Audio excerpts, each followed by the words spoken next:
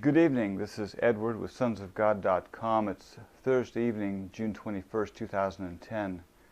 What I'd like to talk about is the functional aspect of the spirit world and the transition that we have been in as a people for the last close to 60 years. So let's talk about that for a moment. Since about 1950, that we're aware of, God began to bring a word, and that word was about the conjunction of two ages. And we've talked about that at the website, sonsofgod.com, a couple of times, probably half a dozen times. What we're talking about is as we come closer and closer to the fullness of the times, that we see a closing of the gap between the spirit world and the natural plane. That's what we talk about when we talk about the two different ages, worlds. We're talking about the spirit realm and we're talking about the natural plane. And that as this time has evolved these last 60 years, gradually there is a shifting of vibration that is happening within the sons of God as they continue to become more purged, purified, and refined. The net result of that is that their vibration changes. Which is very interesting if you stop and really look at it scientifically. You could say, well, okay, Daniel talks about being purged, purified, and refined. What is that? How does that feel? What does that really mean to experience that? And what it really means is that you become much lighter. Your energy, your vibration changes. You become less fleshly, less tethered to the natural plane. Your vibration begins to shift and come up higher. I know that might sound a little new age to you, but it is what it is. New age is kind of a Johnny-come-lately because God's been on the scene for thousands of years. It's just the church world has been so far behind in walking in the things of spirit that it's waited for the New Age movement to come along and start coining phrases that really are nothing new. Nevertheless, what we've been experiencing these last 60 years has been a transition as we are continually going through the process of purged, purified, and refined, which in effect is beginning to change our vibrational structure. We're beginning to vibrate at a higher frequency, if you want to call it that. We're becoming much lighter. I don't know how else to explain that, but that is what is happening.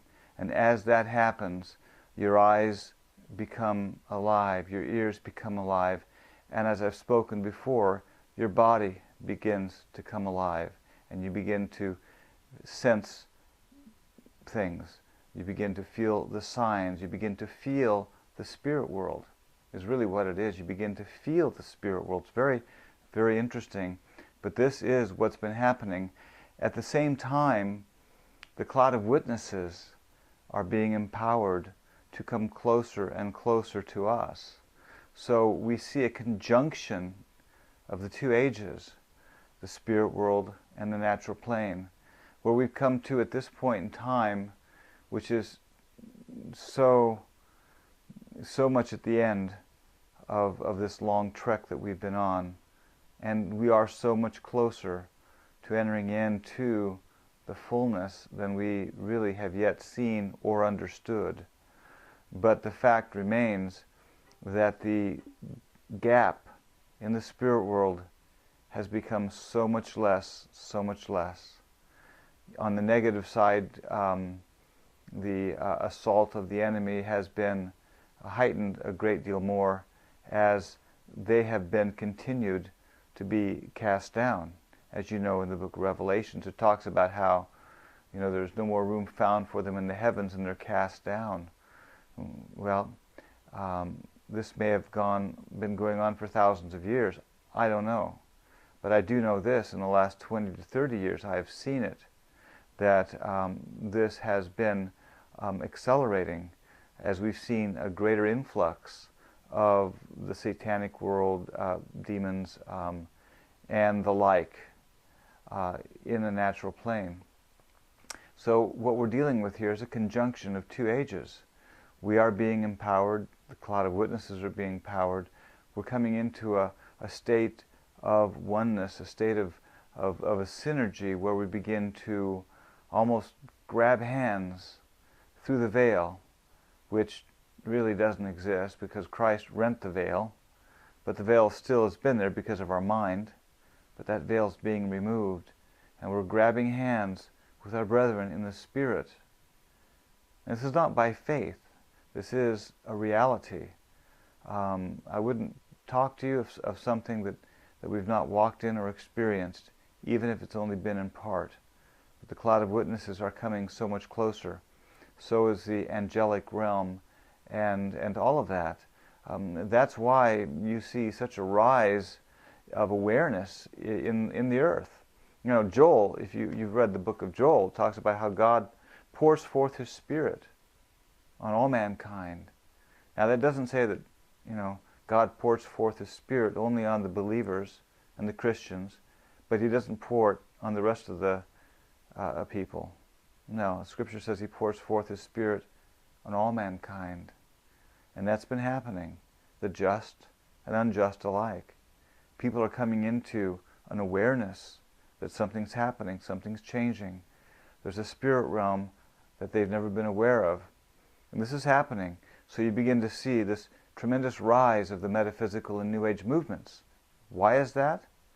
Because it's something God's been doing. And God's not into the New Age movement by any means. But there has been a pouring out of His Spirit. And at the same time, there has been a conjunction of realms that has been happening.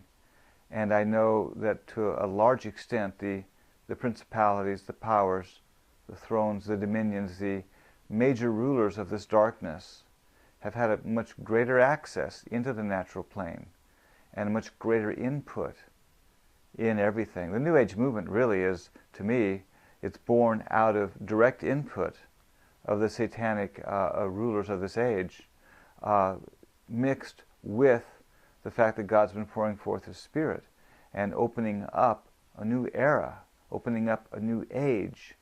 The unreligious have been sensing it, whereas the religious have still been so caught in their gross unbelief. But we are at a time of a conjunction of ages, because God is bringing His sons alive. And that's really what God is doing. He's focused on His sons. He's bringing them alive. He is saving them to the uttermost, as Hebrews says,